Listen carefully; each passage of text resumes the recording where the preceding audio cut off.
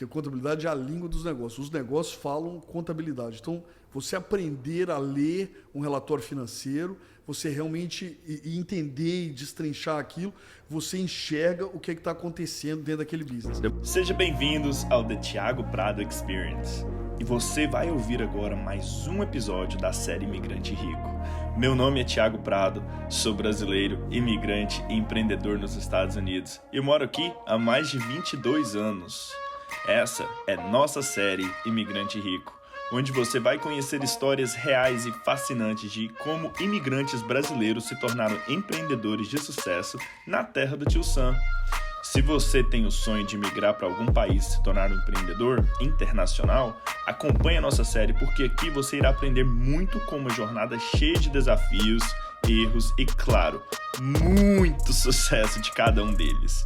Então é isso, não dê sorte pro azar e vem entender o verdadeiro significado de ser um imigrante rico. Se liga aí que já vai começar, hein? Este podcast é patrocinado pela BRZ Insurance. Hoje iniciamos mais outro episódio do Imigrante Rico. Trazemos aqui um cara fora da curva. Mas primeiramente, se você não seguiu o nosso podcast, já fez o subscribe, já clicou aqui, já comentou nos antigos, já divulgou para alguém, segue, porque hoje eu vou te contar mais outra história fora da curva de um cara que eu admiro muito. E a história dele tem que ser bem contada. O cara é tão ocupado que para pegar a história dele, para a gente fazer a história, deu trabalho.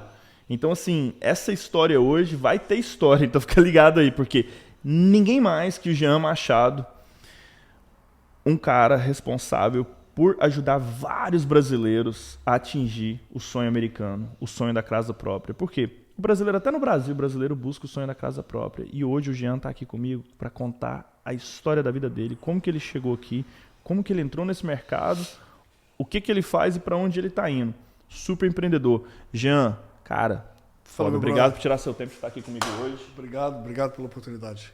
Jean, você sabe que eu sou seu fã de carteirinha, né? Para. Sério. Então, obrigado por tirar o tempo de estar aqui comigo hoje. Prazer, velho. Você falou sim para isso aqui hoje, significa que você falou não para alguma coisa. Com certeza. Muito grato. Toda vez tô que feliz de estar aqui com você. Jean, você é pai, 2 filhos, né? Sim. Ashley e Joshua. Casado. Sim. Empresário, irmão, tio, muita história para contar. E eu lembro, tá, de vocês, da sua mãe. Sim. Tá? Lembro do restaurante, as memórias que eu tenho. Aqui em Everett já. Aqui em Everett, cara. Então, assim, é muita história que a gente tem pra contar aqui hoje. A gente vai tentar condensar isso aí, mas, cara, você é de onde do Brasil? Eu sou de Manhuaçu, Minas Gerais. Eu nasci em Belo Horizonte. Para. Sério? Nasci em Na BH. cidade do Renato? Exatamente, sou da cidade do Renatinho. Eu nasci em Belo Horizonte e muito cedo minha mãe voltou para a terra dela, que é Manhuaçu. Então eu e meus irmãos fomos criados em Manhuaçu, Minas Gerais. Até que idade vocês ficaram lá? Quero sair mais ou menos com 15, que eu fui estudar. Eu fui para Viçosa, também em Minas Gerais. Eu fui fazer 2º grau em Viçosa. E fiquei em Viçosa até os 24, quando eu vim para cá. Uau! O mundo é pequeno, né? A gente conversou com o Renatinho nos nossos últimos episódios aí. Mega história. Renatinho é o cara. Tem alguma coisa nessa água aí de Manhuaçu que faz cara bem sucedido, hein? Tem muita gente boa de Manhuaçu aqui. Tem uma turma boa, forte lá. E aí, como é que surgiu a ideia? Que você conhecia o Renato e você sabia que o Renato veio pra Boston, você veio também? Foi assim? Não, eu queria estudar inglês. Então eu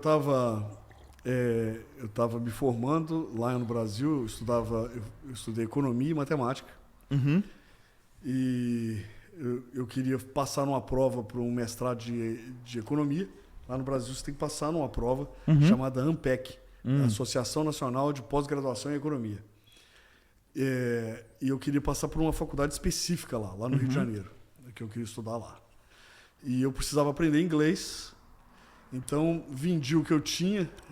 Eu tinha um Fusca de sociedade com meu irmão Jefferson, tinha um computador, tinha alguns livros, que naquela época lá você vendia tudo, você vendia até roupa de cama, você vendia toalha usada. Então o que eu tinha eu vendi, minha mãe me deu mais dinheiro e eu vim com a intenção de ficar aqui. Eu tinha um amigo aqui em Boston, eu pesquisei lá no Brasil tem uma escola de inglês, não sei se está aberta ainda aqui, que é o ESL, o inglês como segunda língua, do YMCA lá de Boston. Uau. Na Huntington Ave. Você achou isso naquela época? Achei lá do Brasa. Mas como é que você achou esse trem, moço? Ah, já tinha internet. Netscape? Já tinha internet. Não era esse trem, essa internet de hoje, não, mas já tinha internet. Então, eu vi esse curso e falei, com o dinheiro que eu tinha, eu conseguia ficar uns 3 meses, até 4 meses aqui. Não passava disso. Mas consegui estudar nessa escola. Então, eu vim achando que era o melhor uso do dinheiro. E porque eu tinha esse amigo aqui, então eu consegui já marcar e vir encontrar com ele. Esse cara me recebeu aqui, chama Raul. Aí foi aí que você veio parar em Boston. Vim parar aqui, me buscou no dia do Natal. Que legal, cara. O YMCA, você achou... E peraí, naquela época você era o dial-up, você fazia... Dial-up, sim, com certeza. Aí você fazia o search na página, ficava esperando ali. Até sair, até achar o tipo de escola que tinha aqui. Então achei essa escola lá de Viçosa, aqui esse YMCA, e vim estudar lá. Fui lá que eu fui estudar inglês. Caramba, cara. Mas que história. E aí tá, você veio primeiro em 99. A gente tava até brincando aqui mais cedo nos bastidores aqui, né? Que eu tenho um primo meu que chegou nessa época. Eu perguntei se você veio junto também. O mundo é muito pequeno. Cara, e aí você ficou quanto tempo até seus irmãos chegarem também? Como é que foi? Então, assim... Você veio com visto? Vim com visto. Ou você foi igual a galera de Manhuaçu? Estudante. Eu vim com visto estudante. Cheguei aqui, fui estudar. Só que você começa a conversar com as pessoas e entender como é que isso aqui funciona, eu fiquei deslumbrado, fiquei impressionado. Encantado, Eu falei, poxa, isso aqui é uma oportunidade que eu não vou ter lá. Eu não gosto de falar isso como se lá não tivesse oportunidade, mas foi o que eu senti. Eu senti que a oportunidade que eu ia ter aqui era ímpar. Então eu falei assim, eu quero ficar. Então, nessa época, eu fiz o curso que eu tinha que fazer e tudo, mas falei com a minha mãe, com os meus irmãos, falei assim, eu quero ficar mais tempo. Passados um tempo, eu conheci a minha esposa, a gente decidiu se casar. Quanto tempo, mais ou menos? Cara, já era... 4, 5 anos? Não, 1 ano e meio. Legal. 1 ano e meio que eu já estava aqui. Mas então você nem comprou outro Fusca pro Jefferson? Não. Ele me comprou a metade do então ele ficou com o Fusca, ele vendeu aquilo, depois comprou outro carro. E eu vim embora. Aí, então, resolvi casar e tudo, e minha mãe veio pro meu casamento. Minha mãe veio pro meu casamento, já viu. Nessa época eu já era gerente do restaurante. Um ano e pouco depois eu já estava trabalhando de gerente do Café Belô. Uau! De Alston? Não, de Somerville. Somerville. Eu já era gerente do Café Belô. Tive a oportunidade de trabalhar lá. E dali eu já fui... Minha mãe já veio e tal, estava casando. Ela voltou para o Brasil já falando com meus irmãos. Lá é muito bom.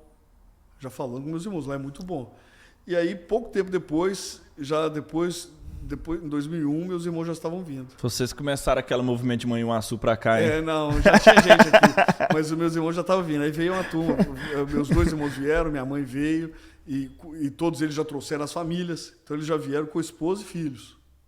Então chegou aqui, os Machado bateram aqui em Malden. Cara.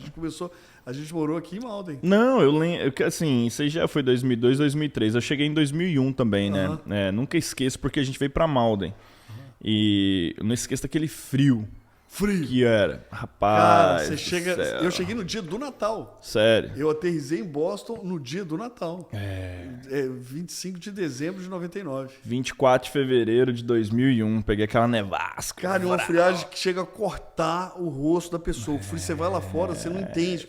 Não dá pra acreditar que aquele frio realmente existe. Porque o frio não é o frio, né? É o vento, né, nesse lugar. É o vento cortando a boca, a face. Você tá louco. Cara, show demais. Aí seus irmãos vieram. E aí, como é que foi? Aí você já tinha experiência do Café Belô. E pra quem não sabe, gente, Café Belô foi uma das melhores redes, né, de restaurantes que os caras, dominaram a época. Ele chegou Café Brasil, Café Belô. Ele chegou a ter 13 lojas. 13 restaurantes. Ele chegou a ter 13 restaurantes. Então, The Rise and Fall of Café Belô. Então, eu virei sócio, depois de gerente com ele, eu virei sócio dele, aí meus irmãos já estavam aqui, virei sócio dele no Belô Market, que era um supermercado que a gente abriu. Uau! Então eu abri com os meus, aí meus irmãos já estavam aqui. Sim. Eu e meus irmãos sempre fomos sócios, então eles viraram meu sócio e eu sócio do Wildo nisso. A gente abriu esse Belô Market lá em Alston, e de lá, 1 ano e pouco depois, a gente vendeu o Belô Market para ele. Vendemos a nossa parte participação. Pro dono dos cafés. Isso que é 2003, 2004 já? Era 2004, porque foi a época que eu já entrei fazendo financiamento. Ou um pouco antes, não, 2004. Vendemos a nossa parte para ele e aí a gente abriu um restaurante em Summerville. Mas peraí, cara, eu tô confuso, bicho. Aí você tava no restaurante no Café Belu, já tava empreendendo, Vral, mas em algum momento disso aí você virou CPA ainda, cara. Você virou auditor. Bem depois, bem agora, bem mais tarde. Então como é que foi? Tá. Então não esquecemos nada ainda, não. Não, bem mais tarde. Então o que foi? Então a história toda, para eu resumir isso... Tá legal. Não, mas aí então a gente tá seguindo o caminho certo. Achei que eu tinha esquecido alguma coisa. Aí vocês foram abrir o negócio de vocês. Então vendemos o supermercado, a nossa parte do supermercado, e abrimos um restaurante em Summerville. Nessa Qual restaurante que era? Chamava Churrasco. Eu lembro de vocês. Na Magoon Square. Na Medford Street. Eu morava ali na Albion com a Lou, que era do lado. Agora tá vindo memória. Ó. Então dali a gente abriu aquele restaurante, todos nós trabalhávamos ali dentro, eu, meus irmãos, minhas cunhadas, minha mãe. E aí apareceu a oportunidade de eu começar a trabalhar com financiamento de casa. Foi mais ou menos nessa época, 2005, né? 2004, alguma coisa assim. Apareceu de eu aprender a entrar nesse mercado. Eu já tinha um pouquinho de background em finanças. Aí eu falei, deixa eu ver, que eu acho que eu vou gostar disso. E realmente me apaixonei com essa área. Com financiamento e mortgage, venda de casa. Pô, você já tinha um background de matemática, economia e tal. Economia. Então, para mim foi fácil. Eu comecei a desenvolver uma forma de apresentar o produto, de explicar. Eu comecei a me destacar naquilo ali e a gente conseguiu fazer assim, ter muito sucesso com o financiamento. Sim, foi naquele boom, foi no boom. Foi antes da crise, exatamente. Foi antes da Minha crise, mãe, na verdade, comprou a primeira casa dela com vocês naquela primeira empresa de mortgage. Na National Lending. A gente trabalhava para a National Lending, eu era empregado lá, sim. Então, por exemplo, essa casa de Malden que a gente comprou antes da crise. Sim. E assim, infelizmente a crise veio e roubou o sonho de muita gente, né? A prosperidade de muitas famílias, mas aqueles que tiveram condição e seguraram... Minha mãe foi uma dessas. Minha mãe brigou até os 45 do segundo tempo, irmão. E se conseguiu segurar aquela propriedade, com certeza rendeu e deu prosperidade para aquela família por Minha mãe não entregou a casa de jeito nenhum. Você podia... Minha mãe ficou igual gato, grudou naquele trem ali, menino, mas você não arrastava ela. E a casa da minha mãe, pra você ter uma noção, por mais que ela pagou juro caro, pagou o negócio, brigou, sabe o que ela fez? Demais com a casa dela. Hoje, a casa dela vale quase, né? Vale mais de 1 milhão aqui em Malden. E, tipo, ela tem uma condição de vida legal com a casa, cara. Cara, é isso aí que eu tô falando. A casa gerou prosperidade. Eu li algo há um tempo atrás que o fator que mais explica a prosperidade da próxima geração não é se os pais estudaram, não é o background, é se os pais foram donos de real estate. Correto. Então, assim, tem mais correlação. Você fala assim, você tentar explicar o wealth transfer de uma geração para outra, o que mais explica a prosperidade de uma geração para outra é se os pais foram donos de real estate. Cara, tem um livro aqui, não sei se ele tá aqui ou se tá dentro da minha mochila, não tá dentro da minha mochila. Como que você paga zero de imposto, do Pai Rico, Pai Pobre. Já viu esse livro? Eu já vi os livros dele, mas não esse aí. Esse é específico do CPA dele. E ele fala isso aí que você tá falando, tá? E, por exemplo, o sistema americano, ele foi criado pro empreendedor e pro proprietário de imóveis. Home ownership, é para incentivar você ser dono. A criar emprego e a criar imóveis. Exatamente. Ele não foi criado. E isso aí que você tá falando é sem dúvida nenhuma. Então, tipo assim, a galera, tô comprando casa cara, tô comprando não sei o quê. Pode comprar. Eu falo muito isso aqui, cara.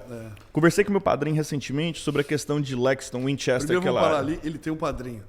Tem. Não, tô brincando. Eu nasci em setembro e outubro, meu pai foi assassinado.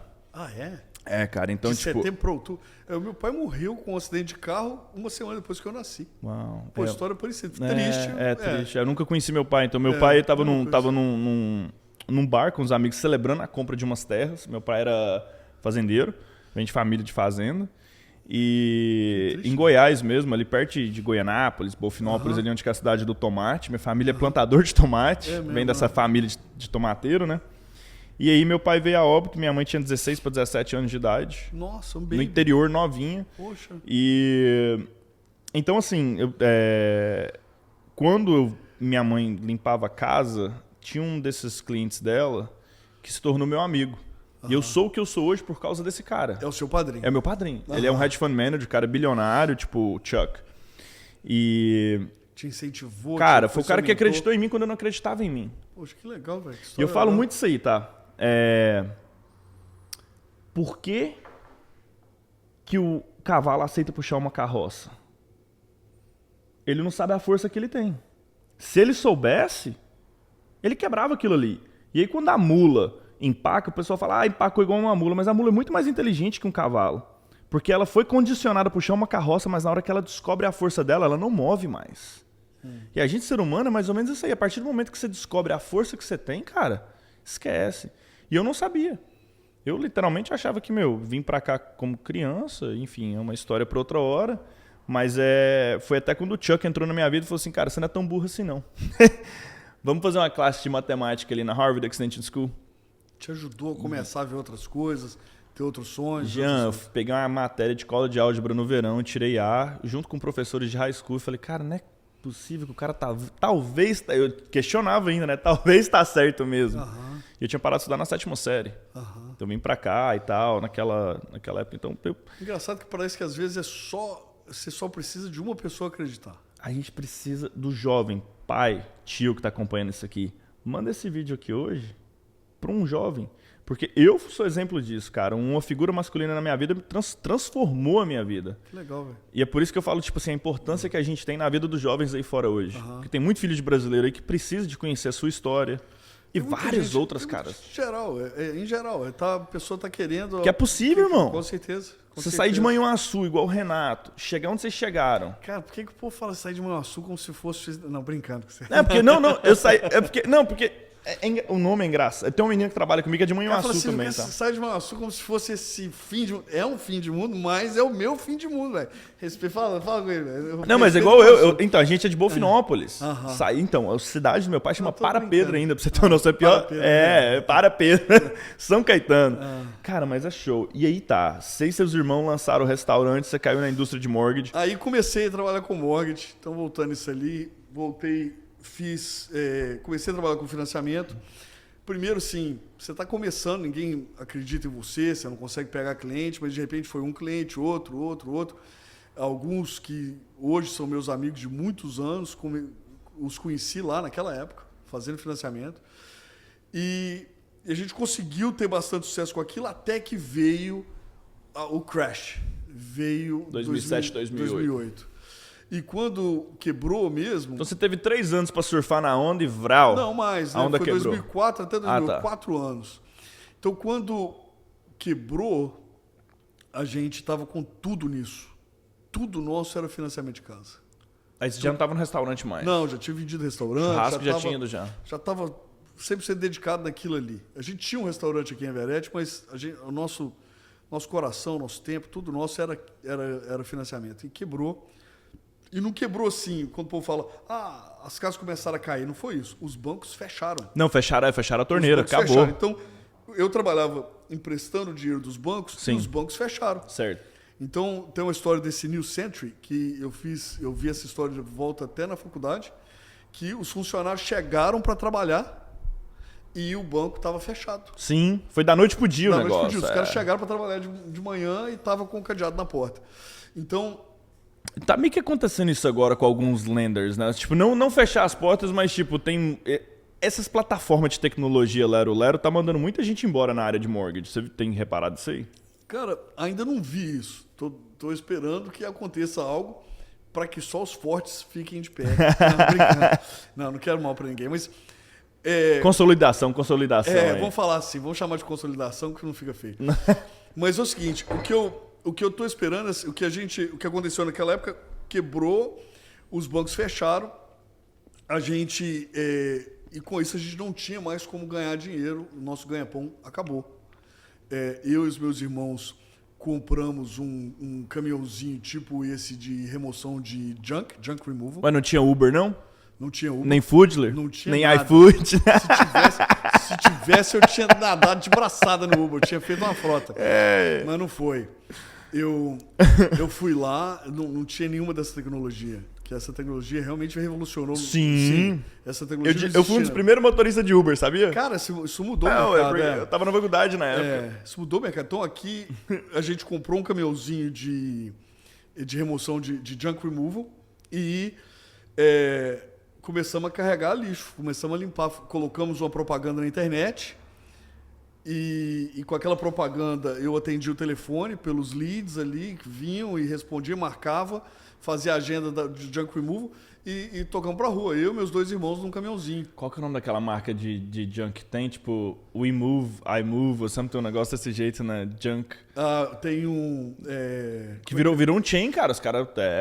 Tem vários, tem alguns bons aí. Naquela época a gente foi só esse caminhãozinho que a gente teve, a gente chamava Easy Junk. Easy Junk. Junk Removal. Podia ter virado até um branding Go National. Podia, mas o que houve? Abrimos o Easy Junk, começamos a trabalhar agora que vem a par da escola.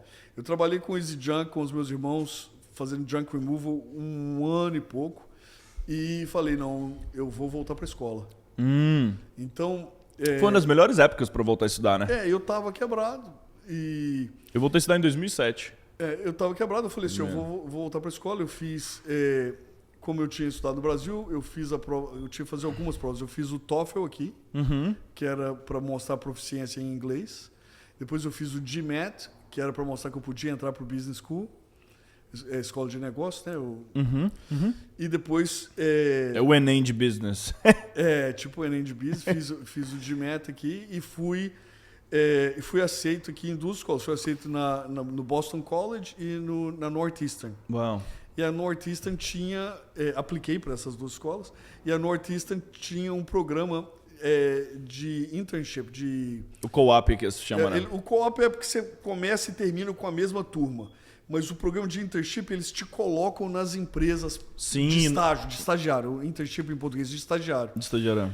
E aí eu vi que isso me interessava, porque eu ia ter experiência na indústria, na indústria, eu ia trabalhar como contador, né? Mas, cara, você era economista matemático, como é que você vai parar em contabilidade? Cara, contabilidade é realmente a língua dos negócios. Ótimo. Contabilidade é lindo. Repete isso aí de novo, olha pra câmera e repete isso aí. Contabilidade é a língua dos negócios. Não sou nem eu que falei isso, não. Quem falou isso foi o Warren Buffett. Que a contabilidade é a língua dos negócios. Os negócios falam contabilidade. Então, você aprender a ler um relatório financeiro, você realmente entender e destrinchar aquilo, você enxerga o que está acontecendo dentro daquele business. Demorou. Isso aqui que o Jean falou, gente, é fundamental. O fator que leva o imigrante a ter sucesso na terra do tio Sam, sem dúvida nenhuma, é conhecimento financeiro, é contabilidade. E não é só na terra do tio Sam, não. Isso aí vale no Brasil, não é, Jean? Com certeza. Com certeza. Se você não entende seus números, cara, o que você está fazendo? Cara, eu tenho esse vírus de empreendedor. Esse mosquito te picou também. Mas eu tive experiências em outros negócios que não foram bem sucedidos. Eu quebrei algumas vezes em outros negócios, outras coisas. Desde o Brasil, eu já fiz outras coisas que não deram certo. E a gente percebe que se eu tivesse entendido mais, em várias oportunidades do passado, se eu tivesse entendido mais, se eu tivesse analisado melhor os meus números, eu teria me dado bem, mesmo naqueles que deram errado. Então, cara, eu falo a mesma coisa. Se eu tivesse tido mais tempo e fosse menos emocional e mais lógico e objetivo... Também. Exatamente. Que isso, tipo assim, hoje... Eu vou te dar um exemplo, tá? O Thiago de hoje, ele teria dado certo nos business que deram errado. Sem dúvida. Mesma coisa eu falo por mim. Eu falo assim, o Jean de hoje teria se dado bem, mesmo nos business que deram errado, pro Jean do passado. Cara, eu tenho uma história, um dia eu te conto ela no off, que apareceu um produtor, ex-produtor, não sei o que, de Ana Maria Braga, e trouxe uma ideia de show business, e você sabe que é um mercado competitivo, um mercado complexo, e eu falei, legal pra gente gerar branding, marketing e coletar dados. Só que a gente descobre que aqui nos Estados Unidos o cara ele só compra ingresso de cambista depois que você investe. Como eu não vou em show, e quando eu vou em show gringo, né? Então, pra mim é simples. Eu compro o ingresso online e tal. Eu falei, legal, vou coletar dados em show. Mas você vai descobrir que o povo só compra ingresso de cambista, cara. Cambista aqui, cambista ali. Mas quando eu fui descobrir essa informação, já era tarde demais. Você investiu, mas não coletou nada. Cara, não tinha dados. Não tinha, tipo, o pessoal que vai no show aqui, ele compra 30% online, no máximo 20, 30%. E o aí, restante compra na mão do pessoal a mão do monte de cambista na rua. E aí, pra pessoa que vende... Eu não sabia disso. E aí, o que acontece com o problema do show business, tá? Se você não conhece o seu consumidor, você não sabe a preferência dele, como é que você vai vender pra ele de novo? Então não tem receita recorrente, os caras ficam correndo atrás do rabinho. E aí tá, a gente jogou uma grana legal pra trazer o baile do Nego Velho, o Alexandre, aquela coisa toda. E outro erro que o cara, produtor profissional, não teve marketing. Pô, se a gente tá no ramo, você sabe, entendeu? Vocês perderam dinheiro no show também, não? Não, perdeu pouco. Empatou, mas perdeu a micharia. Okay, tá bom. Mas, tipo, a gente colocou um mega show, um mega evento, entendeu? Mas que poderia ter sido que muito... o seu objetivo era ter pegado mais informação da comunidade. Eu tava nem preocupado com o show. Eu queria dados. Porque a gente vive num mundo hoje que você quer dados. Sim. É importantíssimo você ter informação para tomar ação. E você falou, bateu o martelo na cabeça do prego. Se eu tivesse o conhecimento que eu tenho hoje... Você teria feito diferente e talvez teria o resultado que você queria. Sem dúvida nenhuma. Não, eu vejo isso em várias coisas que talvez eu fiz numa época errada, mas é o que a gente fala. Você continua evoluindo e aí essa versão de agora com certeza está preparado para os desafios de agora. E é por isso que você tem que pagar um consultor. E às vezes a consultoria de uma pessoa, por exemplo, você quer abrir um restaurante, certo? Você vai conversar com um cara que entende restaurante. Que entende restaurante. Às vezes é muito difícil, mas se for possível é uma ótima ideia. Agora, enfim. Seguindo, entrei para Northeastern, saí da Northeastern como CPA, não como CPA, saí da Northeastern, passei nas provas para virar CPA aqui, que o CPA é um contador... Você é um cara estudioso, hein, irmão? Porque aquela prova não é fácil, né? Eu gosto de estudar, eu gosto muito de estudar, é algo que me dá prazer. Então, virei CPA. CPA aqui, para quem está ouvindo, talvez ali no Brasil, não entende, é um contador que tem uma certificação. De auditoria. E no meu caso, eu fiz exatamente isso. Eu fui trabalhar como auditor, trabalhei 1 ano e pouco, 2 anos. Você sobreviveu 1 ano ainda? 1 ano e pouco. Muito pesado, um serviço de gente assim, pode bater palma, porque o camarada que trabalha ali é gente muito inteligente e muito dedicado, muito esforçado. Aí, 1 ano e pouco nisso, eu voltei e falei com a minha mulher, falei assim, olha, tá na hora da gente, eu quero sair disso. 2010 já, isso aí, 2012. Nem sei, mas eu acho que é. Eu virei e falei assim, olha, tá na hora, eu quero sair disso, eu quero voltar para o mortgage, eu quero voltar a fazer financiamento de casa. E essa proposta era difícil porque ela já havia segurado as pontas lá em casa quando eu fui para a escola. Então, ela que pagou todas as contas quando eu fui para a escola. Ela que segurou a onda toda. Semelhante daquele último episódio que a gente teve, né? Onde que o marido segurou as pontas para a esposa estudar e a esposa segurou as pontas para ele quando ele estava estudando, exatamente. E vice-versa. Isso é essencial. Então, ela segurou as pontas lá em casa para eu voltar para a escola. Ela pagou tudo e trabalhando, limpando casa. Uau. E foram alguns anos de dificuldade. Parceira. Aí, quando... agora eu comecei a ganhar dinheiro, eu estava trabalhando nessa empresa grande. Os benefícios ali. Benefícios, plano de saúde, tudo bonitinho. Chegou o pé e falou, vou meter o pé na jaca. Vou largar isso tudo e vou voltar a trabalhar por comissão. Só vou ganhar no dia que eu vender de novo. E ela aceitou de novo. Parceira. Aceitou de novo aquilo. E nessa ali... Isso já com 2 filhos e tal. Tudo grande, já. Eu já tinha largado o Easy Junk, eu já tinha largado tudo, já tinha passado esse trem. Já tinha tido dinheiro quebrado e estava de novo agora indo de volta para a rua. Aí nessa que eu fui, aplicamos e abrimos a Tower Home Loans. Eu tinha um sócio na época, meus irmãos e a minha esposa. E a gente abriu a Tower Home Loans. E... A Tower começou em que ano? 2013? Eu acho que, cara, todo mundo me pergunta esse tipo de coisa só pra não fazer passar vergonha. Eu não sei certo. Não, você tá igual eu, cara. Eu não lembro o que eu comi ontem à noite. Não, eu não sei certo, mas eu acho que foi mais ou menos isso aí. Eu já tenho 7, 8 anos de tal, mas eu posso perguntar aqui pra colocar a informação precisa. Eu sei que eu fui começar Bora de te jogar, novo. não. Mas antes de abrir a Tal, na verdade, eu trabalhei, quando eu saí do PwC, eu trabalhei nessa empresa chamada Powderhouse Mortgage, lá em Somerville, perto da Davis Square. Sim. E lá, como você falou aí, que você teve... No caso, você tem um padrinho, um mentor e tudo. O meu não era isso tudo, mas era um cara que me ajudou demais, foi meu amigo, ainda é meu amigo, Arnold Baer. O Arnold é assim, um cara que muito antigo, talvez ele começou a vender mortgage antes de eu nascer. Ele começou a vender financiamento de casa antes de eu nascer. Eu conheci um cara desse jeito em 2012, sabia? Bob Dell. E o cara que te coloca assim, que te apoia nas suas decisões. Quando eu comecei a trabalhar para ele, eu falei, eu tô vindo trabalhar para vocês, mas eu estou abrindo a minha. Você já foi aberto com o cara. E ele falou, não, tá ok, Jean. Sem problema. Fica comigo, enquanto o nosso caminho estiver junto, nós andamos juntos. Pô, transparência é bom, né, cara? Não, e o cara, rapaz, ele me ajudou demais. Ele me ajudou em todas as fases. Até quando eu apliquei para mim, ele estava me dando conselho, faz isso, faz aquilo, ele me ajudou. Aí, quando você estava aplicando para mim o que? Minha avó tá assistindo, explica para minha avó. Para minha firma de financiamento. Para sua licença, Para minha né? licença de mortgage broker. Que é complexo. Cara, não é fácil, não. Não é fácil, não. Não, mas tem muita gente aí que acha que é fácil. Não, vamos lá e vral. Não, eu acho que é para qualquer um que quiser de verdade. Então não é assim, não existe essa barreira, não vou conseguir entrar nesse mercado. Pelo contrário, acho que vai, qualquer um consegue. É um mercado muito bom. Se tiver alguém nos assistindo e quiser saber mais informação de como você pode entrar para o ramo de financiamento imobiliário, me procura, eu vou ter o prazer. Segue no link aí embaixo aí, a gente colocou o link do Instagram do Jean, o YouTube, o podcast, a gente vai falar do podcast dele depois também. Tenho o maior prazer de falar como que você vai entrar para o ramo de financiamento imobiliário. É fascinante que você realmente ajuda as pessoas. Não sei se você percebe no seu business aqui, mas assim, a pessoa chega para você, como você falou, com um sonho.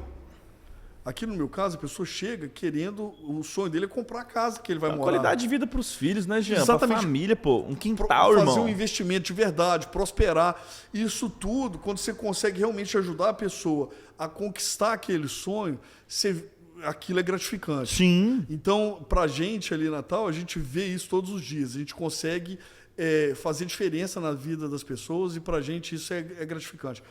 Eu falo Você vê a pessoa pegar aquela chave, né, irmão? Cara, tem preço, muito bom. brother. Eu vou te falar o seguinte, cara, a pessoa chega lá e às vezes ela não crê que está na hora, ela não crê que ela está preparada, às vezes ela não tem noção de como se preparar, e a gente tem a chance de parar com a pessoa e falar assim, não, você vai ter que fazer isso, aquilo outro. Não, vocês são, eu sempre brinco, tá? Quando eu falo, pessoal, a gente tem vários clientes na BRZ, que é um dos nossos patrocinadores desse programa aqui, que não aconteceria sem eles.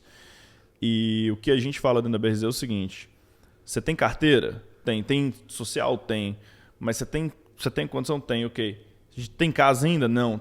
Ah, quero comprar ano que vem. Fala, não. Já procura agora, vai lá, conversa com o pessoal, sabe por quê? Eles são seu coach, são seu treinador. Exatamente. Eles vão te treinar e te preparar para você quer daqui a um ano. De verdade. Para daqui a um ano você vai estar preparado, porque senão... Com certeza. Tem que ser... Se a pessoa começa... Quanto antes começar essa preparação, mais fácil é o processo.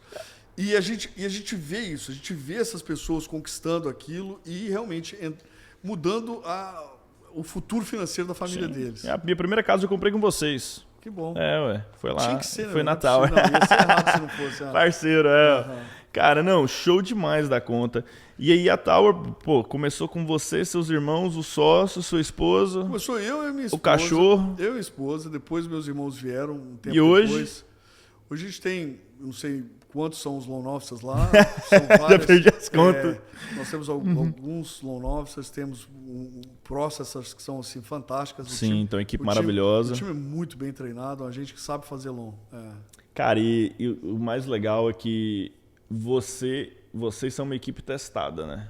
Vocês passaram, vocês passou a crise, você teve a experiência. Você já viu, eu não sei se você já... Eu tenho um negócio que eu falo com o pessoal lá, assim, duas coisas que eu falo sempre. Uma é assim, a pessoa chega para você e fala assim, eu tenho 10 anos de experiência. Fala, não, anos não dá experiência. Vamos entender por quê. Porque se em 10 anos, vamos falar que você fez 5 transações por ano, você tem experiência de 50 transações. Correto. Acabou. A sua experiência é o número de transações que você cara passou. faz em meio ano aí, que é foda. E se eu estou fechando 30 transações por mês, Correto. em 2 meses eu tenho mais experiência que você. Sem dúvida nenhuma. Então, não são anos de experiência, é o volume de transações que passaram na sua mão. Porque isso é que te dá experiência. Você está fazendo experiência em vender aquilo. E cada caso é um caso, cada caso é uma casa, cada crédito é um... Cada caso é uma circunstância nova, então é ali que você ganha experiência. E a gente é uma equipe testada porque nós fazemos muitos financiamentos, e porque nós fazemos muitos, a gente já viu De tudo e um pouco. Eu não vou falar de tudo porque você sempre tem uma surpresa nova? As possibilidades são infinitas. Sempre tem alguma coisa que a gente nunca viu. Mas sempre tem um dinheiro escondido debaixo do colchão que o cara não depositou na conta. Sempre tem um trem tão doido que você fala assim... Qual que é a coisa mais doida que você já viu aí no financiamento na sua história? Cara, tem uma história muito legal. Divide com a gente, pode dividir? Lógico. Então divide então. Tem uma história muito legal. Eu tava fazendo financiamento dessa mulher, Jacira e Eumano, ali em Medford. Se ela assistir isso aqui, ela vai chorar e dar outro glória a Deus lá. A Jacira tinha sido operada. Ela tava, o Eumano que estava cuidando das crianças. A gente tinha mandado tudo para o banco. E a underwriter é a pessoa lá do banco, o underwriter é a pessoa lá do banco que revê toda a documentação que a gente envia. E dá a benção no seu trabalho. Que fala se o negócio que vai aprovar ou não. E o underwriter viu que a casa que eles estavam comprando, uma unidade, estava sendo usada como daycare. E falou, esse trem deu errado. Me deu a notícia que o negócio tinha dado errado. Nossa. E a Jacira no hospital. Cara, agora como é que você dá esse tipo de notícia pra pessoa que o trem deu errado? A mulher estava no hospital, velho. Uau. Cara, eu andei naquele escritório meu, eu tava aqui em Malden ainda, o escritório aqui em Malden ali. Sim, lembra na esquina ali, Cara, eu andei naquilo, fui na parede, orei a Deus, pedi perdão, me ajuda. Eu tava querendo morrer com aquilo. Ligo pra mulher, já nervoso pra morrer. Ligo pra mulher. Jacira, tá acontecendo um problema, não sei o quê. A mulher lá do hospital fala comigo assim, o meu Deus é mais forte, ele vai resolver isso pra mim. Amém. Cara, eu já estava nervoso, agora eu queria morrer.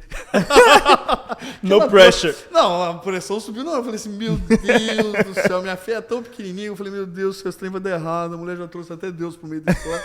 Eu já estava, cara, que eu vou morrer aqui de nervoso.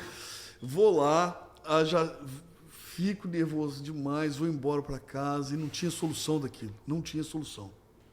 No outro dia, a underwriter me liga. Não fui eu que liguei. Agora que é a loucura da história. Todo mundo que ouve essa história, vai ter alguém achando que eu ainda estou inventando, cara. No outro dia de manhã, a underwriter que me liga. Então o milagre é que começou ali. A underwriter não liga para você. Eles não te ligam para te dar solução. A underwriter me liga e fala assim, me manda o lease novo. Ó, a mulher, a Jacira está no quadro de hospital em Boston, essa mulher está não sei onde, no Texas, sei lá onde essa mulher estava. Me manda o lease novo da unidade de quem vai mudar para a unidade depois que a Jacira comprar. Olha, não tinha esse lease, velho.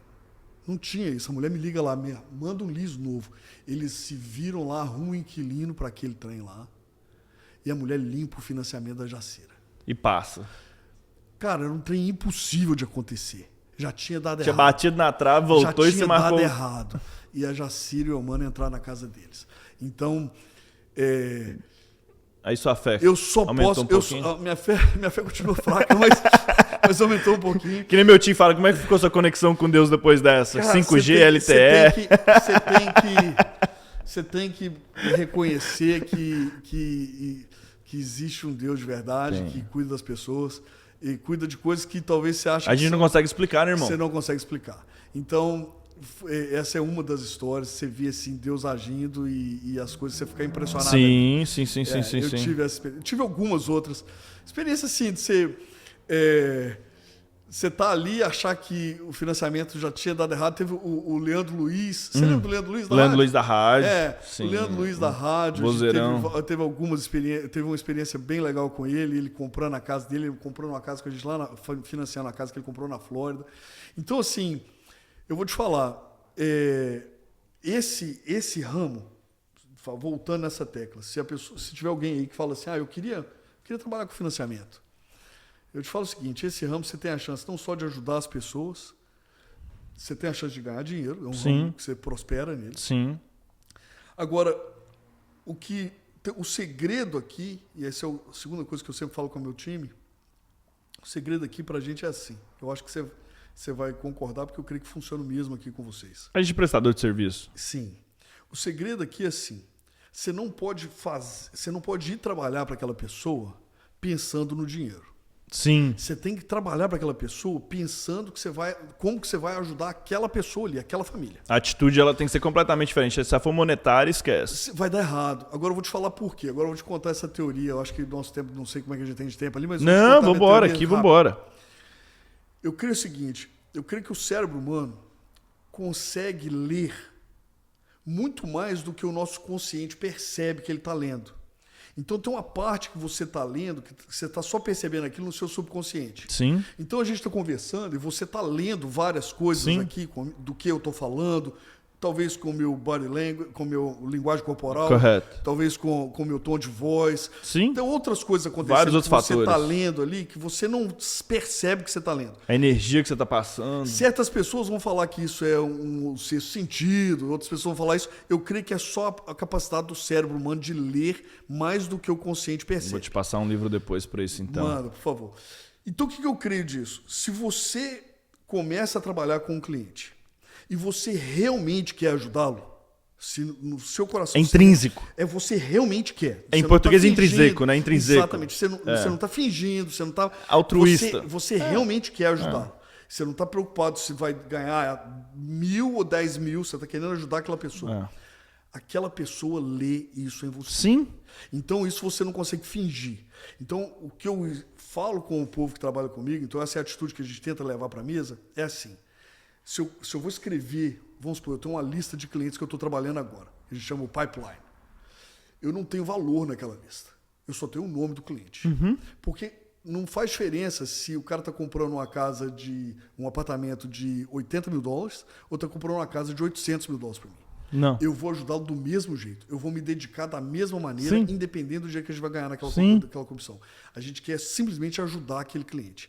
E isso é passado. O cliente percebe e você não consegue fingir, Você faz não consegue esconder. Não tem, cara. Isso aí não tem máscara que você consegue colocar que tampa isso aí, não. Não. Não Então tem. você não finge, você não esconde as suas intenções. Não tem como. Não. Esse livro, para quem tá acompanhando a gente, que eu vou te mandar a cópia, chama Emoções Destrutivas, com Dalai Lama e Daniel Goleman. É a interseção do que você acabou de falar aí, da inteligência emocional, de conseguir ler, né, a pessoa, a vibração da pessoa, a capacidade da pessoa, e a parte da religião. Porque não tem uma religião que estuda mais psicologia, na verdade não estuda psicologia, eles estudam personalidades, do que budismo. É interessantíssimo como é que o budismo, vamos falar a palavra? Viaja nessa. E aí, o budismo ele tem uma mente muito aberta para aceitar a ciência. Já onde que o catolicismo, o cristianismo tem uma dificuldade. Controvérsias, mas mas tem controvérsias, entendeu? Os caras às vezes não querem se encaixar ali.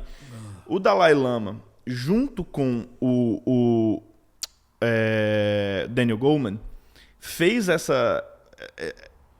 vários episódios, várias pesquisas juntos, e chegaram a uma conclusão que tem, sim, essa interseção. E aí é onde que entra o quê? Como que a gente promove o sentimento dentro da gente. Ou seja, se a emoção ela é construtiva, se você está focado no positivo e você promove aquilo, o resultado é positivo. O budismo, por exemplo, quando você vira um monge, uma das coisas que os caras fazem, limpar o quintal. A disciplina de limpar não tem a ver com que o quintal tem que ser limpo e varrer as folhas, não. Mas é porque naquele momento que a pessoa está limpando o quintal, ela começa a ter tempo para meditar, ela tira o foco de tudo. E no nosso trabalho, às vezes é isso, cara. Você tem que meditar ou conectar com aquele caso, com aquela pessoa, com aquela situação e desconectar de tudo. Focar na pessoa. Não no resultado financeiro. Eu creio que isso é um segredo. Se a pessoa realmente quer trabalhar com serviço, como você falou mais cedo, trabalhar com serviço, ela vai se dar muito bem. Sim. Se ela focar, se ela tiver paixão para ajudar as pessoas. E aí tem uma outra frase, tá? Na indústria de serviço, você tem que focar no processo, não no resultado. Na indústria de serviço, foca no processo e não no resultado. Porque se você está focado no resultado, vai dar mal. Muita gente entra focado no dinheiro. Quero ganhar hoje, ganhar hoje, ganhar hoje. E assim, é uma coisa do brasileiro, eu não sei se tem a ver com a época da inflação, você é economista, você estudou bastante, então você vai entender o que eu estou te falando aqui agora. Mas essa geração, né, dos 45 aos 60 do Brasil, até os 80, eles passaram por uma época de muita incerteza nos anos 80. Sim. Você não sabia o que ia acontecer depois da manhã. Então os caras se tornaram muito imediatistas. E aí, pô, precisa agora, eu quero agora, se não for agora não dá. E aqui nos Estados Unidos já tem uma cultura de 10 anos. Tipo, não tem como você projetar, vou abrir um negócio, vou resolver um negócio amanhã, não. Você é um cara empresário com vários empreendimentos. O que você não está fazendo hoje, por exemplo? Vamos falar pro pessoal. O que eu não estou fazendo? Tem muita coisa que eu não estou fazendo. O Jean hoje tem a parte de financiamento e você investe em algumas outras empresas, certo? Sim. Então eu tenho sócios em tudo que eu faço. Essa é a primeira coisa. Eu não tenho nenhuma empresa sozinho. Essa é a primeira coisa. Eu acredito em sociedades. Dois. E como é que você escolhe o sócio? Qual que é o segredo? Qual que é a essência? Você vai pro cara e fala, bora casar? Não, eu acho assim, primeiro eu vejo se a pessoa tem algo a contribuir. Certo. Então eu vejo o talento específico da pessoa. Por exemplo, se a pessoa, eu estou abrindo, como você falou anteriormente, se eu estiver abrindo um restaurante, eu quero abrir com alguém que entenda de restaurante. Certo. Para ele adicionar. Depois eu procuro pessoas que consigam trabalhar com outras. Porque a dificuldade é a seguinte, se você for trabalhar com alguém que ele crê, ele ou ela, se a pessoa crê que só a opinião dele vale, esquece. Essa pessoa já não serve para trabalhar comigo. Não dá. Não. Então você tem que pensar, você tem que procurar pessoas que gostam de trabalhar em equipe e aceitam opiniões, porque eu também vou ouvir opiniões. Então eu acho assim que eu escolho os meus sócios. Pensando se ele tem algo a contribuir diretamente para aquele empreendimento e se ele ou ela tem flexível. Capacidade, se a pessoa é flexível, exatamente. Agora, então eu tenho empresas, eu sou sócio de empresas, no caso, na venda de carro, eu tenho uma mecânica e uma lanternagem, eu tenho uma empresa de construção, tem a Tal, que a gente falou, que faz financiamento. Eu estou entrando numa empresa de cash check. Descontar cheque. Descontar cheque. Já fiz algumas coisas de emprestar. Já trabalhei emprestando dinheiro também, mas... Já foi agiota pro coleguinha? Não é bem... Eu tô zoando. Eu fiz alguns... Ainda tem alguns financiamentos na rua para quem comprou casa. Certo. Então tem algumas coisas assim. Você é o amigo agiota, aquele que o cara liga e fala assim, ô sumido, bora aí. Não. Então, basicamente é isso. E outras coisas que a gente está tentando fazer agora. Tem outros projetos aparecendo que a gente está bem empolgado com algumas outras possibilidades aí. Que legal. Que legal. Pode dividir ela com a gente, ou é segredo, tá cozinhando ainda, tá no forno? Não, porque não fechou ainda, mas na próxima vez que a gente encontrar... Que legal, a gente vai ter o episódio 2, o episódio 2. Cara, é fascinante. Vou falar de novo agora, ele vai ficar bravo. Como é que o cara sai de Manhuaçu, irmão? Vem pra Boston, passa o que você passou, os altos e os baixos, é testado pelo tempo, volta, né, pro empreendedorismo, que é importantíssimo isso. No nosso último episódio, a gente já tem uma pessoa corporativa. Já aqui, a gente tem uma pessoa que foi pro corporativo e falou, isso não é pra mim. Eu não aguentei. Não dá. Eu não aguentei. Eu creio que... E a personalidade, é isso que a gente tem que entender. Não é pra todo mundo, né? Cara, eu não sei. Eu acho que assim, se eu tivesse a capacidade de simplesmente trabalhar e ganhar o dinheiro, talvez eu teria ficado no PwC, trabalhando ali, talvez virava até partner, eventualmente, lá mesmo. Mas talvez é o que você falou, personalidade, é a incapacidade de estar trabalhando naquele mesmo projeto o tempo todo, um pouco de doença também. Doença. Eu falo que a gente, empreendedor, a gente é inquieto, né, com status quo. Com a vida. Você vê um negócio e fala assim, peraí, como é que eu melhoro isso aqui? Ou até pior, o cara tá tudo muito bom. Você fala assim, eu vou caçar uma outra confusão. Eu brinco muito que a minha mãe faz isso, né? Te falo, quando a minha mãe não tem problema, ela inventa. Eu sou assim. Empreendedora. É isso aí. Cara, eu adorei sua história. Uma coisa que a gente não falou aqui, né? É sobre os próximos passos, certo? O Jean, passou por uma crise, a gente está entrando em outra aqui agora. Provavelmente essa vai durar um pouquinho mais longo do que a outra, de acordo com vários economistas que a gente Mais segue a que a de respeito. 2008? Não.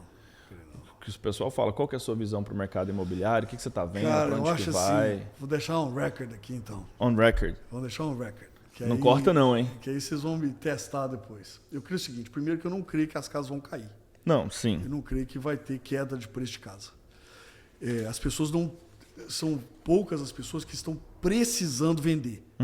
E como os programas que foram vendidos nos últimos 10, 15 anos, eles são normalmente de juros fixos, as pessoas não vão ser forçadas pelos financiamentos que elas compraram a vender a casa delas. Então, se você está pagando 3 mil, você vai continuar pagando 3 mil.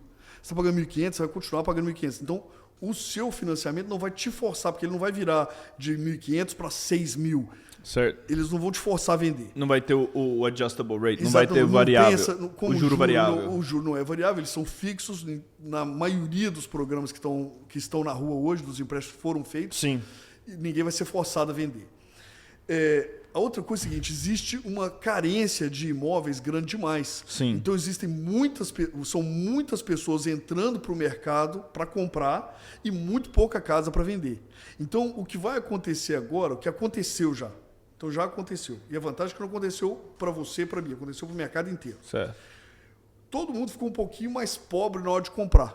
Sim. Porque vamos imaginar o seguinte, com esses juros, vamos imaginar o seguinte, se você estava saindo com a sua esposa, como é o nome da sua mulher? Danai. Estava saindo com a Danai, você ia comprar uma casa, você estava olhando uma casa de 800 mil. Certo. Vocês rodaram, e você qualificava para 800 mil, você qualificava para aquela casa.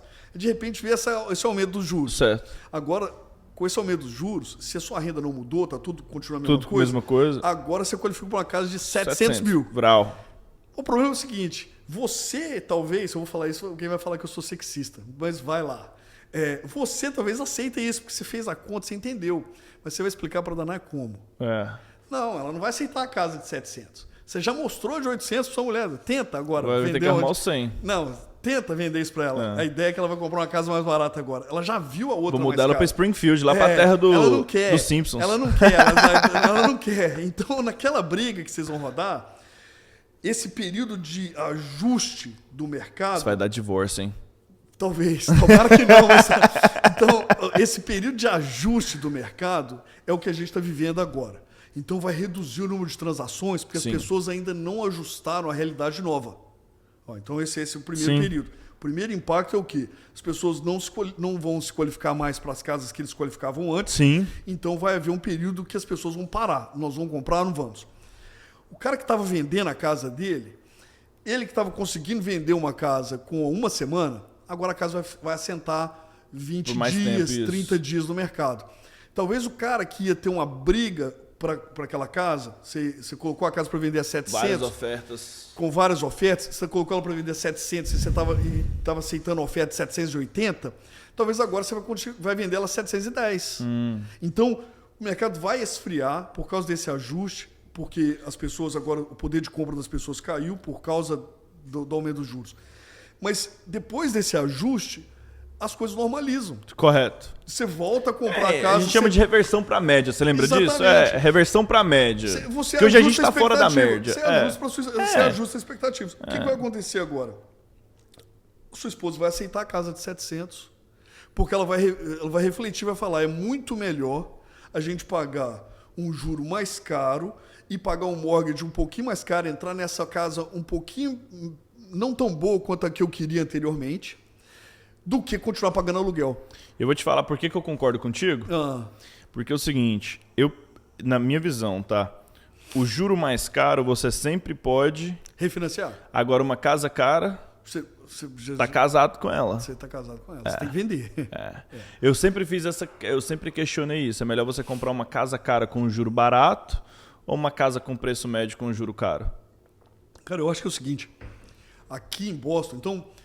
Quando eu falo de real estate, você falou qual que é a minha expectativa do mercado? Deixa eu classificar isso aqui. Sim. Então, por definição, o mercado imobiliário ele é local. Correto. Porque você não pode comparar o mercado de Boston com o mercado de Springfield, igual Não você tem falou. como, não tem como. Ele é local por definição, porque eu não estou vendendo terra e cada uma delas é única. E não tem como fazer mais terra. Não tem como fazer mais terra. Então, porque ele é local... Uma ilhazinha.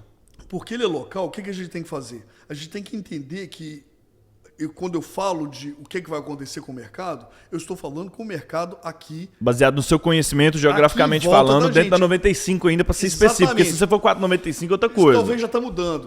Então, tipo assim, são cidades específicas. Olha, você cuidado tem Arlington... Cuidado que a galera corta o... Como é que fala? Corta o vídeo depois e fala, olha o que o cara falou. Você tem Arlington? Tô em Arlington. Você tem Arlington. Arlington nunca vai cair. Não tem como, Melrose. Porque não vende casa, velho. Vai tentar ver quantas não tem casas mais estão à terra. venda. Vamos ver quantas casas estão à venda em Arlington. Não tem isso. Não tem. Então, eu vou entender. O mercado é local, mas o mercado aqui em volta de Boston, eu tô on record de novo. Eu não espero que a gente vai experimentar a queda nos preços das casas. Cara, eu creio que o mercado vai reajustar para essa nova realidade dos juros assim. Eu concordo contigo por alguns fatores, tá? O pessoal fala de universidade, não estudo, esse negócio de ir pra universidade não vai. Boston é um polo universitário, irmão. Caramba. Não adianta, a galera não vai deixar de ir para Harvard, não vai deixar de ir para o MIT, não vai deixar de ir para as outras universidades. A demanda continua. Aqui, e aí vem outra. Muito forte. Biotecnologia. Cambridge tem o pé quadrado mais caro dos Estados Unidos, mais caro que Nova York para comercial, sabia disso? Não sabia. Por causa de biotecnologia. O Cambridge Galleria Mall hoje foi convertido para laboratório. É mesmo? Os caras, onde que era Sears, agora é laboratório. Cara, que triste, velho. Cara, não tem. Que triste, eu gostava tanto. Eu gostava da Sears, eu gostava das ferramentas lá do Craftsman. Pois é, então assim, o mundo, aonde a gente vive, para você falou que é o mercado imobiliário, ele é idiosincrático para a região que você se encontra. E aí eu vou além. Ele é um fator das indústrias que existe nessa região. Com certeza. A City está em Cambridge, a Alexa está no Seaport District, é por causa da Northeastern Neurolinguistics. Então a galera está aqui em Boston. O futuro de marketing para a gente que está é NPS, é voice, é AI voice. Então Boston é um hub disso. Boston é um hub de tanta coisa que... Exato. E a gente vê assim, trazendo para a nossa realidade, do nosso público aqui... A gente não é Flórida. Não. É outro lugar. É outro mundo, cara. Tipo, lá eu brinco que... Mas nem lá vai cair também, não. Lá sobe de escada e desce de elevador. Mas eu também não creio que lá vai cair também, não. Mas aqui, com certeza, é diferenciado. Eu não sei não, cara. Eu tenho dúvida, viu? Sabe o que acontece que esse povo que tá mudando pra Miami? Daqui 5 anos volta. Na hora que começa... O povo vai estar vendo o Thiago aí e falar assim, Thiago é agorando a galera da Flórida. Daqui 5 anos você volta, sabe por quê? Para com isso. Eu vou te falar por que você vai voltar. Mosquito, furacão, umidade. Não, e querendo ou não, faz o Google aí do Flórida também, que é a sua data de aniversário que você vai... Não, o povo tem uma galera que gosta, ficou bem lá. Mas eu não creio, não tô vendo o mercado dar essa retraída que o povo tá achando que vai dar, não. Eu creio que vai desacelerar muito, mas não creio que vai retrair. Não, essa informação muito boa, o cara entende, viu? Já tá no mercado já tem um bom tempo. E eu concordo com os pontos que você trouxe. Agora, e adiciona outra coisa. Na época de 2007, 2008, não existia Airbnb. Então, outro fator gigantesco que ocupa imóvel hoje em dia. Então, você tem uma concorrência no mercado também com capital que compra imóvel para aluguel online. Exato. Que naquela época... comprar até para alugar mesmo. Hedge funds comprando casa. Exatamente. Naquela época não tinha essa... Eu creio que se começasse a cair... vai ter ia ser swap por esse fundo de investimento. Fundo de investimento. Que eu espero que não aconteça. Sem dúvida nenhuma. Mas isso. Cara, adorei demais o papo. Acho que você passou informações super, super, super importantes. Obrigado. Velho. Agora, olhando aí hoje pro Jean Machado, de 18 anos de novo, lá em Manhuaçu, pensando em sair de lá. O que você fala pro cara, velho? Você fala assim, cara... Vai embora agora. Não, pega. Qual que é a mensagem que será para aquele jovem lá que está estudando economia, fazendo matemática, buscando fazer aquele curso de inglês? Se você pudesse voltar e dar um conselho para ele, o que você falaria? Não, eu falava muita coisa. Não, eu levava um livro pro Jean antes de estar lá. Não, eu já vinha com a cartilha pronta, não. Eu levava muita coisa para lá. Tem muita coisa que eu não teria feito, que eu teria feito diferente, com certeza. Eu levava um livro pro Jean. Mas pra esse moleque tá pensando em sair de lá e tal... Cara, eu ia falar com quem tá pensando em sair de lá ou quem tá aqui. Outro dia minha filha levou alguns amigos para fazer um network lá no escritório e me chamou para eu falar com eles. E eu vou falar aqui mais ou menos o que eu falei com aqueles jovens lá. Então, eu concordo com muito quando você fala que a pessoa tem que estudar. Não Sim. necessariamente, eu vi no último podcast que você soltou, não necessariamente faculdade ou alguma coisa assim, mas estudar. A pessoa estudar aquilo que ele quer, que ele gosta. Se você gosta de carro e mecânica, então vai aprender sobre isso. Vai editar vídeo, porque aprender a editar vídeo, vai no YouTube, pô. Exatamente. Vai ler, vai assistir vídeo sobre isso. A gente não tinha isso na nossa época, A gente né? não tinha essa facilidade. Então, mas hoje você tem. Você tem acesso à informação, vai estudar, vai se preparar. Você gosta de um assunto, se dedica a aprender aquele assunto, vire um especialista. Sim. A gente tem ali... eu tenho hoje lá, trabalhando comigo, o Willy, que ele faz... Tipo, o Roberto, né? Que faz produção. E o Willy aprendeu isso tudo aqui, assim, ele aprendeu... O Willy é mágico, cara. Sou fã do moleque. Ó, você tá assistindo aí, Willy, você sabe que a gente é seu fã, né? Não tô nem o que o Jean fala de você, não. Você é gente boa, cara. Ele vai cortar. O Willy aprendeu programação, ele aprendeu muita coisa assim. Eu vendo ele aprender, ele é um cara bem... dedicado. E aprendeu desse jeito. Ele é autodidata. Então, hoje, as pessoas têm essa capacidade aqui, ele tem acesso a isso. Então, o que eu falo assim, você quer um conselho? Se esforce para aprender. Correto. Estude, vá atrás. Você está falando isso para o jovem. Agora fala até pro cara que não é tão maduro jovem. Também, cara. O cara é maduro, irmão. Você está ali agarrado ali, você quer ter oportunidade, vai estudar, vai se dedicar, vai se esforçar, porque tem... Buscar melhoria, né, Jean? Tem muita oportunidade, o tempo todo. Cara, buscar melhoria, irmão. Eu creio que isso aí é o fator que diferencia as pessoas que querem crescer. Ela continuar aprendendo, continuar estudando, continuar buscando. E quando a gente fala continuar buscando e aprendendo, estudando, não estou falando de educação formal, não. Qualquer tipo de educação. Se é a formal, a que vai te dar o maior retorno, então que você se invista nela. Mas se talvez você vai aprender com outro tipo de educação, vai tirar uma licença. Você quer vender casa? Vai estudar, vai aprender a vender casa. Vai tirar uma licença. Cara, a gente fez um episódio, sabe com quem? Com a Maria. Aquelas do Angels. Cara, que história da Maria, irmão. E assim, fenomenal. Uma pessoa super competente, super humilde. Mercado, super humilde. Então, isso ali, vai se dedicar. E é possível, cara. Acho que cada episódio desse aqui tá cada um melhor do que o outro. E... Da agora pra frente só vai ser só caindo, né? Cara, e fala um pouquinho. Você também agora lançou o Towercast. Vamos falar pra galera que não tá seguindo o Towercast. A gente vai botar o link aí também. Então, o Towercast é assim... É tipo um blog parecido com isso aqui que a gente tá fazendo hoje. Esse diálogo. Esse diálogo aqui. E a gente faz porque a gente se diverte fazendo.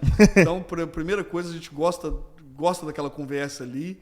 E a gente crê que as pessoas que estiverem assistindo vão ter uma experiência boa de estar assistindo, estar vendo ali. Sim. Igual a gente está conversando hoje.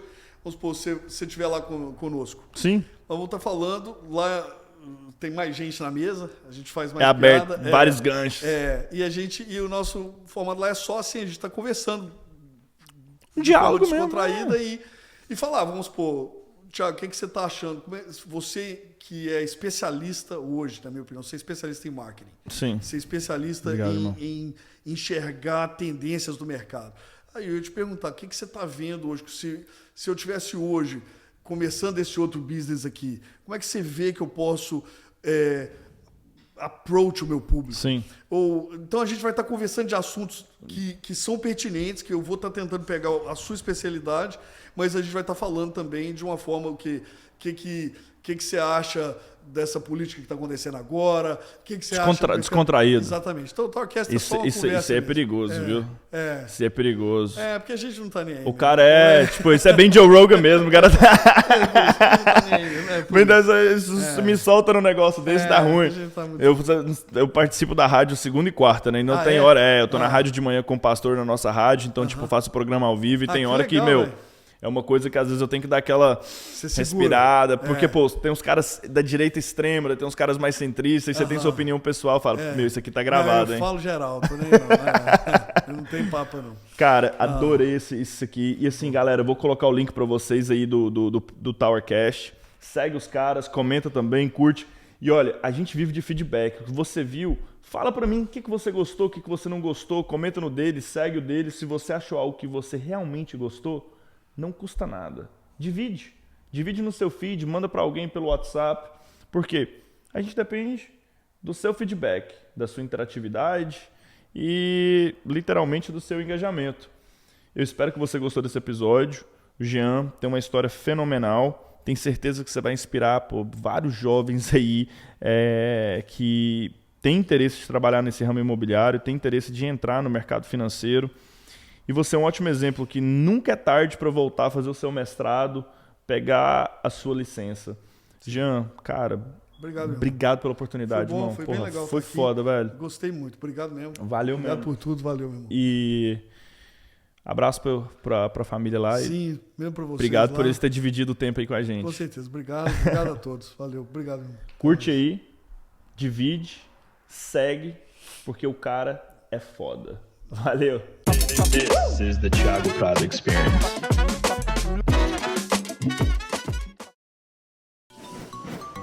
Este podcast é patrocinado pela BRZ Insurance.